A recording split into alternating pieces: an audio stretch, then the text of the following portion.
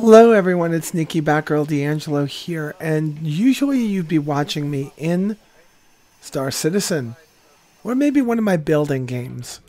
But there was a time, a long time ago, when you were able to watch me play X-Plane 10.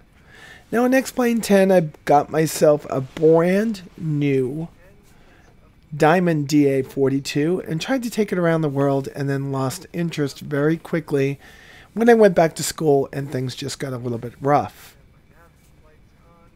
And then I got deep into my studies and deeper into my Star Citizen addiction and fell away from my love of flight sims almost altogether. I'd go back on my own every now and then, fly a flight, but never really stay into it. And it wasn't because I didn't want to play. It was just because I had so much going on. Laminar Research has released X-Plane 11, and that just came out last week. And along with that, Aerobask came out with one of the first jets that was going to be available for the game using the new PBR system, which is physically based rendering. Those of you that have been around the Star Citizen community for a long time will know that's what makes the spaceships look so amazingly awesome. It actually creates like a database of different materials that you could use in the construction of all of your different ships or aircraft, whatever it might be. But that database actually associates with all the materials with the lighting and the texture and the way they look. And let me just say that I'm probably not giving you a great explanation of it, but it just makes everything look awesome. X-Planes had a complete overhaul. Everything from its graphic user interface to the way that it handles controls to the way that it works. I mean, it is just amazing. All in all, it's going to renew my love for the flight sim genre. But this Aerobask Eclipse 550 NG is incredible. Now, there was a little bit of an issue with installing it first. It has this wonderful FMC that doesn't use the stock data within X-Plane 11, so you have to copy over some of the nav data from X-Plane 10 if you have it, or find it other ways. But once you get it, this aircraft is just amazing. Now I'm taking the wildest livery here. This livery is the Peace, Love, and Power, the hippie livery. I really don't know what it is. I didn't do any research. This is just going to be a shakedown flight. Now I took off out of RYY and headed east to go to AHN. So out of Cobb-McCollum, which is the airport that, if any of you remember me doing my flight sims in the past, that's the airport that I live closest to and the one that I've actually flown quite a number of hours out of. The majority of the flying I've done was actually out of ISP and Farmingdale Republic, RPK, I think it is, out on Long Island, with my solo flight actually coming at Suffolk County Community Airport, or I guess that's Gabreski Air Reserve Base. But here we are flying from Cobb-McCollum to Athens. We're going to Athens, Georgia. And this is a flight that I've made many times. I've either made this flight or one up to Cleveland, Tennessee as the cross countries that I would do just to get some hours. Today we're going to be flying a little bit of IFR, flying through the clouds, but we have this amazing Garmin system with us. And we're just going to take this on a shakedown flight. We're not going to use any ATC. We're just going to see how it handles. And we're going to find out very quickly that we have to learn a little bit more about the different checklists and about the different functions of the avionics that are in this aircraft. Nonetheless, the aircraft performs amazingly well. I've been very happy with this. I've been playing with it for the better part of 3 days, and I think it was just this morning before I went to work that I actually got the nav data moved over and working correctly. I am so impressed with this jet. Now, the DA-42 that you remember me flying in my flight around the world, which really got from Georgia to Portland, Maine, not so far around the world. That was done in an Aerobask aircraft also. That was a DA-42, like I said, and I find that one to be quite an incredible little aircraft also.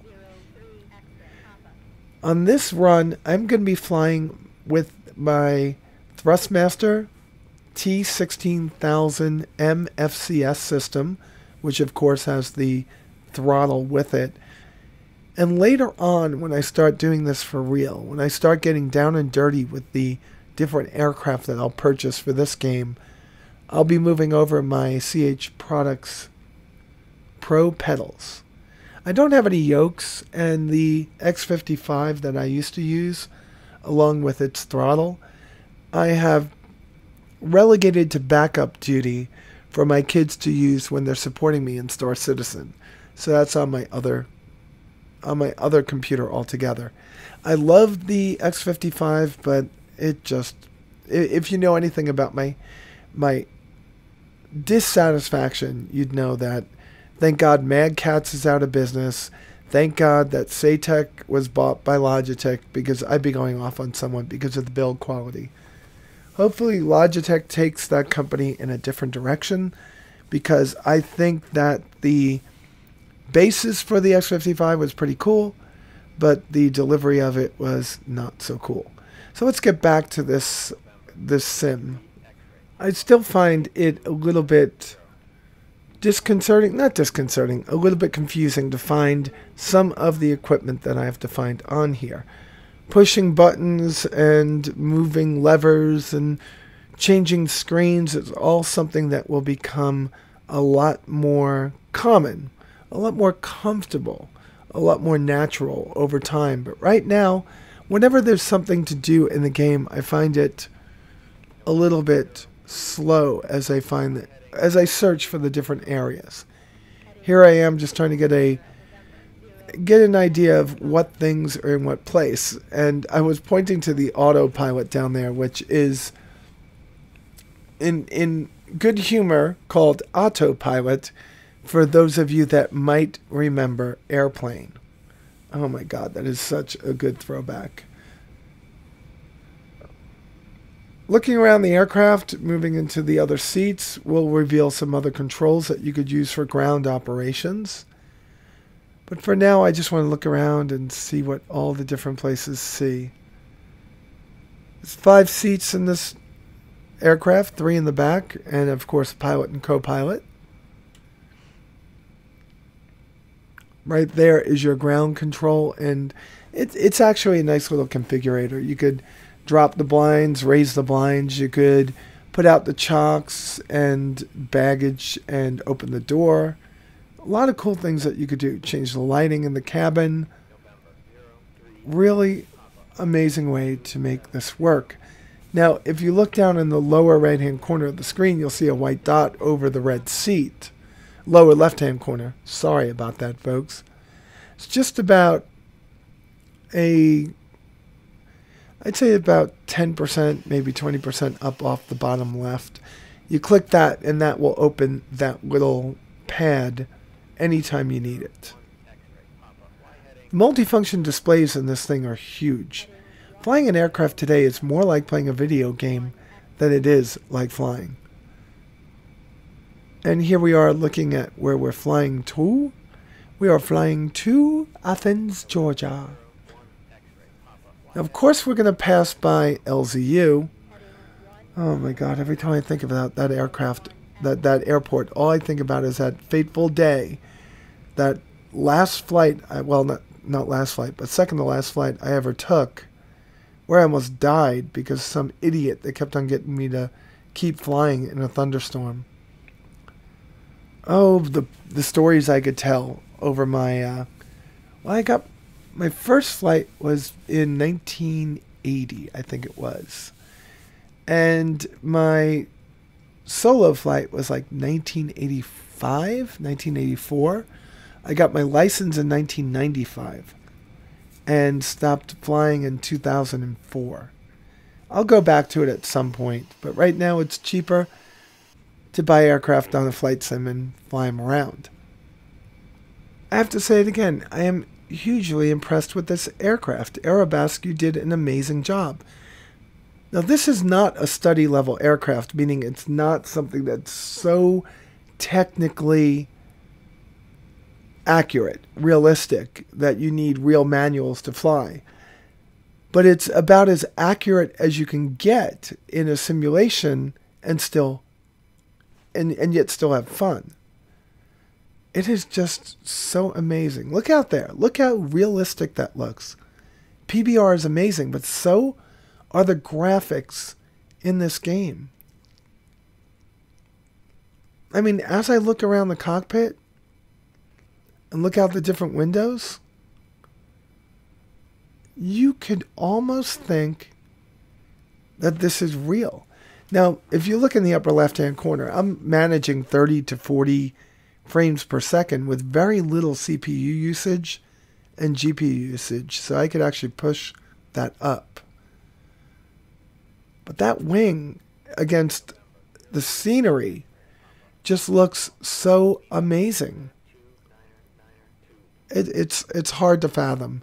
Now, there are so many more liveries to this aircraft, and I will pick one for my future flights. I might even go out and get FS Economy and try to do like light charter work in this aircraft. I think that would be fun. And if I could ever get my air traffic control skills tuned again, we could always take it to Southern California and use the air traffic control program that I know puts live air traffic controllers into the sim, so you could actually fly around a space that's controlled by real air traffic controllers. That'll be fun, and I think we'll do that at a later time. All right, let's take a look at Athens. Let's get some of the information. We're going to go for the ATIS, and we're going to get the weather. My guess is they're taking off and departing on runway 27, just based on where the wind is coming from, which is nowhere. In the game, when you don't have any weather loaded, likes you to land on runway 27. So that's probably where they're going to go. Now, there's another clickable region. We take down the radio. We push in the radio frequency, and it works. You could do all this with an iPad app also. The iPad app still connects to the game, so you could manage your different radios. You could also give it to somebody who will give you emergency procedures, line you up on runways, line you up in a possible cruise or climb, and then introduce emergencies. That's actually a pretty good thing. It gives you an opportunity to hand an iPad over to someone that is connected to the sim, like an instructor, who can actually start training you on the different pieces of the game. Well, not even the game. What did I say there? Train you on real-life emergency procedures. I didn't even think about that. That has to be wonderful to do in this thing. I'm telling you, looking out the cockpit, this is one of the most realistic sims I've ever flown. It is just amazing. Yes, I'm gushing at it. So opening back up again, we're going to start thinking about how we're going to do this. I am going to make my turn onto final in this game a little bit too early, so we're going to have to do a 360. I should have been descending to pattern altitude as I passed the airport, and that just didn't happen. Athens has always been a fun flight. If you ever hear the terms, the $50 hamburger, it usually is encompassed in something like a flight out to an airport where you get a $5 hamburger. And this is definitely no different. All right, so let's see where we are.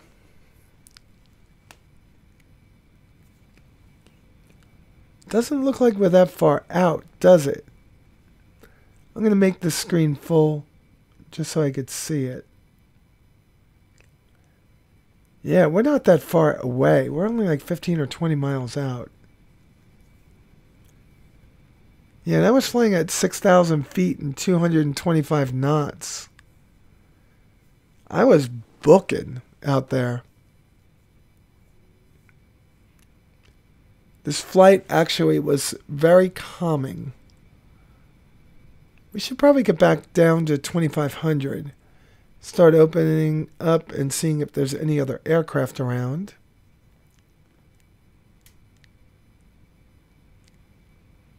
Yeah, there's a couple of aircraft over to our 10 o'clock position. Let's move this down. Let's take a look at everything. Clouds are still generating around us. Not bad. We are getting much closer than I wanted to. Let's go in here. Let's take a look at departure. Tower frequency. I think I decide not to use, I decide not to use any tower vectoring or controlling. And we're going to close this out. Let's just fly it towards the airport. You can see the airport coming up off of our right wing in just a few minutes.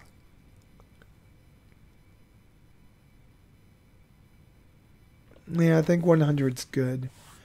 We'll come back around it in just a few minutes. And we are going to book past this airport real fast.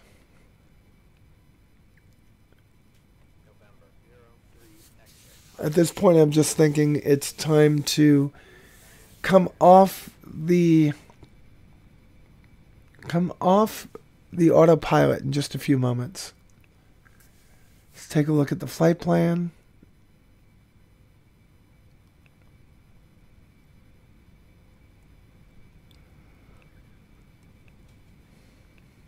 We deleted that. We go back direct to. We're fine. That'll give us a better track looking at where the airport is. Should be behind us. That's good. It's over to our right now. Now there is a marker on the map, and you'll see it in a few minutes, that if we can get past that and turn through it towards runway 27, we should be fine.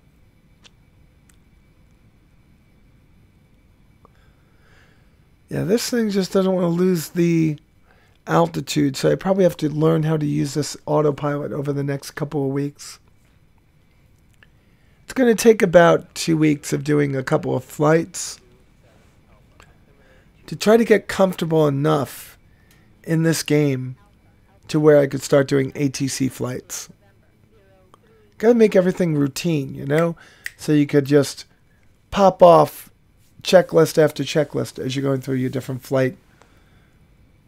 All right, your different flight legs. I'm just remembering something. What happens at this point?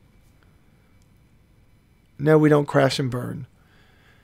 At the very worst, we see a couple of anomalies in the game. That'll be coming up in the near future. So we flew past the airport, which was our main goal. I'm going to go back into it. We're going to put that airport identifier back in, direct to.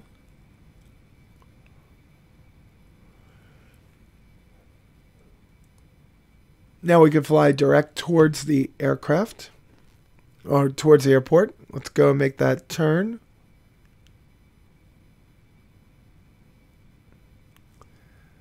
Okay, I believe we just dumped. And we're going to start losing some altitude here. And this is where I misjudged some things. I thought I was a lot further from the airport than I was.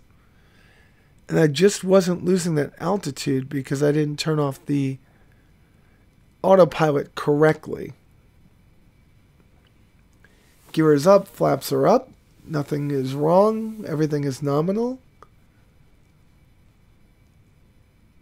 And we're making our turn onto final at this point.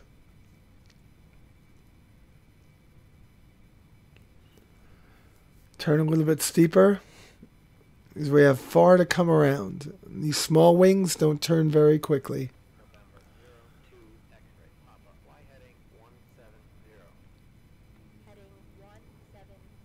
Now we could do a much quicker flight right now, or a much quicker maneuver, pulling back on the stick, on the yoke, and trying to get this turn to go faster.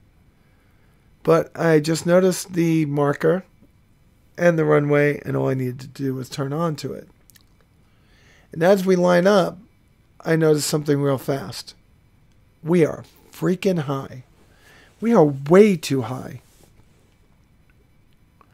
So there's nothing better to do than a standard rate turn, and we're going to make it a descending standard rate turn to the left.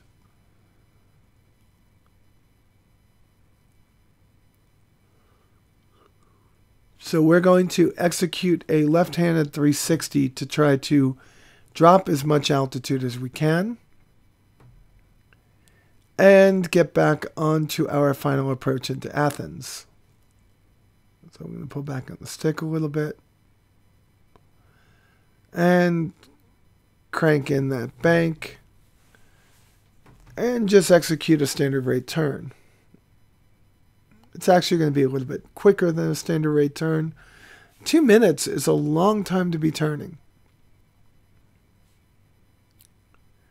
Look at that gorgeous view out the cockpit and tell me that doesn't look real. It's just incredible.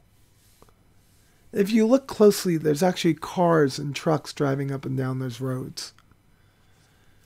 They just put so much detail, so much work into this game. And I just heard that Dovetail, another game I was playing, was the flight school game. They just pulled it off of Steam and state that they're going to give gifts to the people that bought it in the past. It just doesn't owe up to the quality standards that they have. Now, they were going to be releasing their, well, they, just so you know, Dovetail Games bought the rights to Flight Simulator from Microsoft, and they were going to release a new Flight Simulator product at some point. It was said to be in beta and should have been released at this point, but I think this game scared them because they pulled Flight School and said they're dumping all their attention now into the new flight simulation product from Dovetail.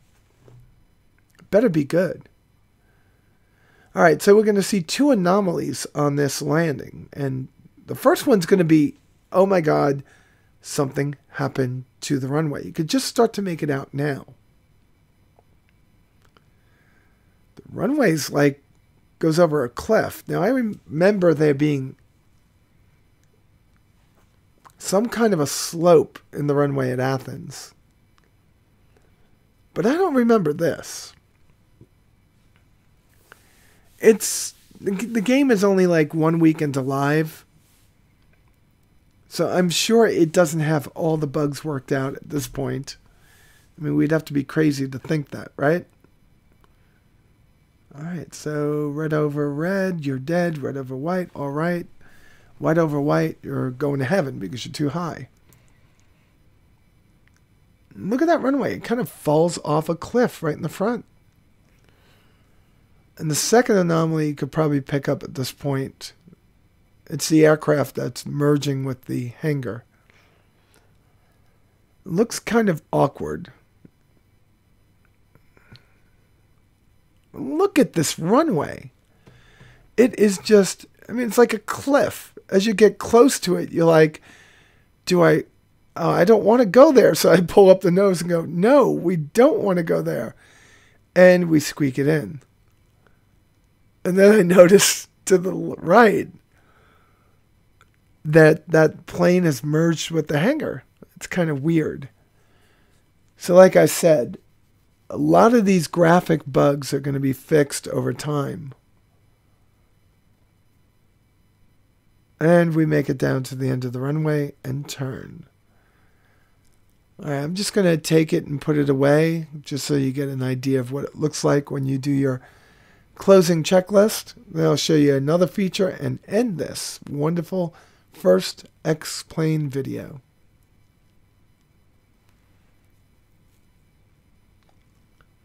All right, let's move it through this little area. We'll probably just park it over there by that hangar.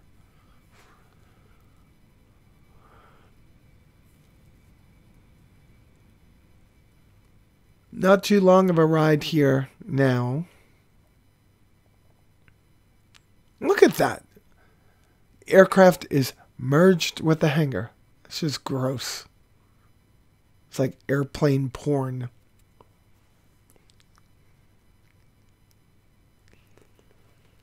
Okay, and we kick in that left rudder. Use a little bit of left toe brake.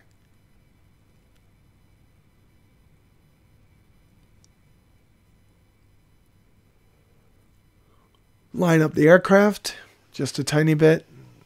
Oh my God, that thing is so beautiful. Every time I look at it, I'm just like, this is an amazing aircraft. Now, if only the Aegis Eclipse could be so beautiful, that would be awesome. Oh my God, that's just great. So let's turn off the engines. Flip them off, flip them off. And I don't mean flip them off. Don't take me seriously there. Turn off all the lights. And turn off all the generators. And electric bus. And we're done. Cool flight, huh? Now let's jump into the back seat where we can get our nice little pad, which we could have done it right from the front. Like I said, we could click on it right in the lower left-hand corner of the screen. I'm going to put out the chocks, open the door, and take a look from the outside. Close that down. Close it. Get rid of it. Oh my God, it's so pretty. Look at it. Oh my God, it's going to make all of you want to go out and spend $39. You know, I like these games that have the base game that you spend a little bit of money on, and then you just continuously buy extra parts. And in this game, it's scenery. It's add-ons like weather add-ons and visual effects add-ons. And, of course, just more and more planes. In Star Citizen, it's, well, you know what it is. You've been following me long enough. So the last thing I'm looking for now is going to be, come on, it's right there. You could see it. Replay. Replay's got to load. So it's going back to load the data for the last few minutes. In this case, the 51, 47, whatever it might be. And I'm going to rewind it a little bit. And I'm just going to play that landing just to show you the things that you could do. And you get some pretty awesome shots doing this. Oh my God, that was just so gorgeous.